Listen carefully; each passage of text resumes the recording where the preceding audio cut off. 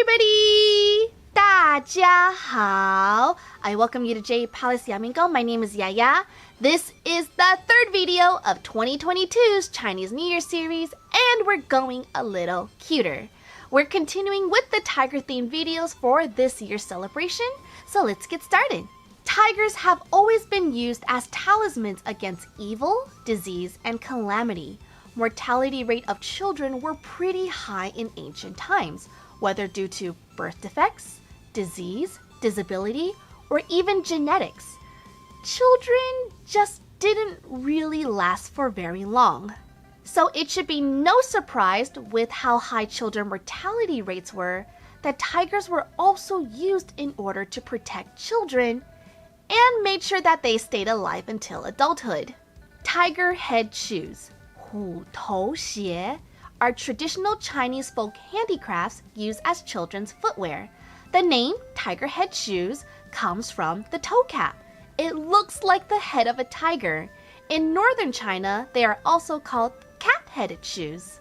In Chinese culture, tigers are considered auspicious, so families will embroider the head and upper part of the shoe with tigers or tiger head patterns. They hope that in doing so, their children will become as dynamic and robust as tigers. The work that goes into making these shoes are complicated and required a lot of work. Delicate stitch work like embroidery and weaving goes just into the head of the shoes. So making these adorable little shoes required a high level of embroidery and needleworking. Usually, the vamp, or upper part of the shoe, is mainly colored in red or yellow.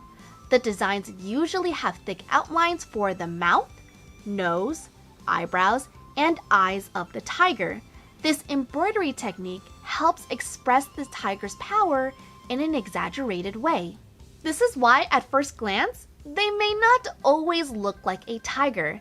Sometimes these exaggerated features may make the tigers look a little too stylistic, but it definitely does give it a rustic feel. Many times, other symbols are also embroidered on the soles of the shoes. Tiger head shoes are really popular in northern China, more specifically Hebei, Henan, Shanxi, and Shandong, especially in more rural areas. Different regions and provinces will have different ways of making the shoes. A good example are the shoes from the southern part of Hebei, which are best known for the embroidery type. Origins of this belief are unknown, but there are many folklores associated with this garment. One of the more popular lores marked the practice of exorcising evil spirits. Long, long ago, there was a woman with clever hands and good artistic tastes. She was very gifted in embroidery. Therefore, her child was always well dressed. One night, a monster attacked the village and devoured all the children, except the woman's son. Due to the incident, people began to realize that the shoes that the child was wearing were decorated with a tiger's head. It must have been the tiger on the shoes that frightened the monster, thus leaving the child safe. Therefore, people began to imitate the practice in order to protect their children from then on. Tigers are sturdy and mighty creatures that bear the title King of all beasts. Even the mention of tigers give off a sense of power and fright. That is why sayings like 虎威, tiger power, and 虎虎有生气, as vigorous as a tiger, are popular, along with the worship of tigers. Many artifacts show that during the Qing dynasty and early 20th century, it was popular for children's clothes to be decorated with tigers, especially boys. It was believed that it prevented children from being whisked away by evil spirits. However, this tradition has declined in urban areas, but can still be predominantly found in rural villages. If you look at traditionally made tiger shoes and hats, and not the modern commercial ones, you'll notice that they kind of look like they were pieced together with scrap cloths. They most likely are. Rural villages didn't have access to fancy or expensive textiles like city or urban areas. they had to make do with what they had. Not just tiger shoes, but a child would also have tiger hats, tiger bibs, tiger toys, and even tiger pillows. Ancient medics have written that the best way to prevent children from having nightmares was to have their pillows made from a tiger's head, or at least one resembling it. Carved images of tigers on wood and metal would also be hung or worn as well. So we know that it's not just tiger shoes. A child could be completely adorned with tigers from head to toe. Seriously, you would be able to see babies just completely decked out in a tiger-themed ensemble. Another popular tiger-based garment are tiger head hats, 虎头帽. Like the shoes, the hats are embroidered and designed to look like tiger heads, even with little ears.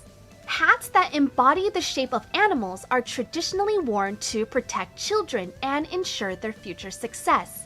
Tiger hats, mostly worn by young boys, are given to mark special occasions in a child's development. You can see them at festive events like festivals, birthdays, holidays, and New Year's celebrations, as these are the times that they are worn mostly.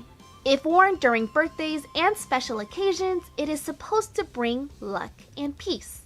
Though sometimes the hat's power doesn't always just rely on the tiger motif. You can also see adornments like silver badges and bells, in addition to lucky objects, symbols, embroidery, the color red, and so on.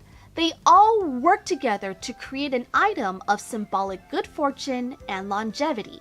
And the thing is, these hats also have an obvious function. Yes, they are looked upon as totems of blessings, but they also just serve as cute and warm hats, shielding children from the cold. Much like the tiger head shoes, we're not exactly sure where the origin of this garment tradition came from, though there have been some speculations from scholars. One of the speculations is that they were based on the armor that were worn by Tang Dynasty warriors, the Hu Guan Qi, or Tiger Crown Cavalry. This special troop were made up of the most elite warriors, and they were most well known for their distinctive Hu Guan, tiger crown that marked the rank.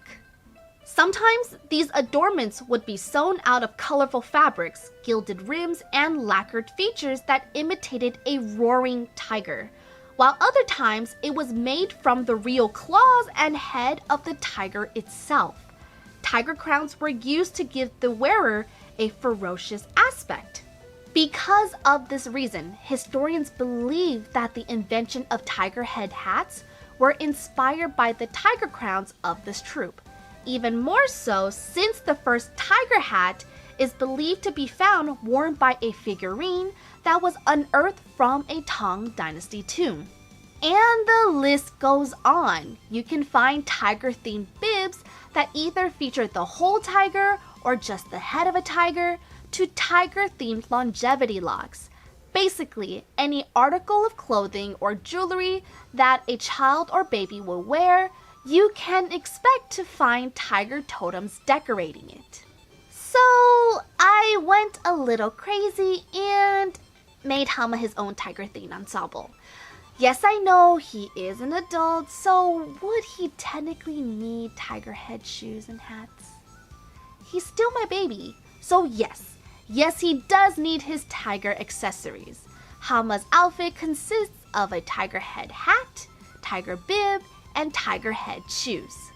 His tiger head hat is a little more stylized and modernized. Instead of the beanie-shaped hats that you would normally see human babies wear, I made his more into a baseball cap style. Making the hat, I tried to integrate traditional techniques by sewing on major features of the tiger's face: the eyes, nose, mouth, eyebrows, and ears. Smaller details were hand-painted on.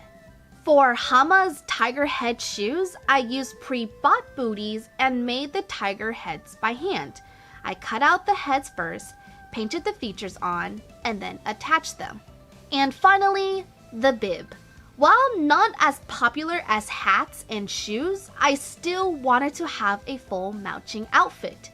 Details are all painted on and it definitely pulls the whole look together.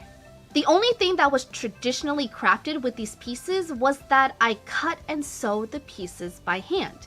I went stitch by stitch around the whole outer perimeter. However, I did not embroider the details. Instead, I used fabric paint to create the tiger motifs, but that's only because I ran out of embroidery thread. So with this, Hama is ready to take on the tiger year in his tiger outfit. I have a Teespring if you'd like to support the channel. I have a lot of super cute Chinese New Year themed designs that I'm really proud of. So please check it out if you can. Link is in the description below. So what do you guys think? Have you guys ever seen these super adorable fashion statements before? Leave a comment down below because I would like to know.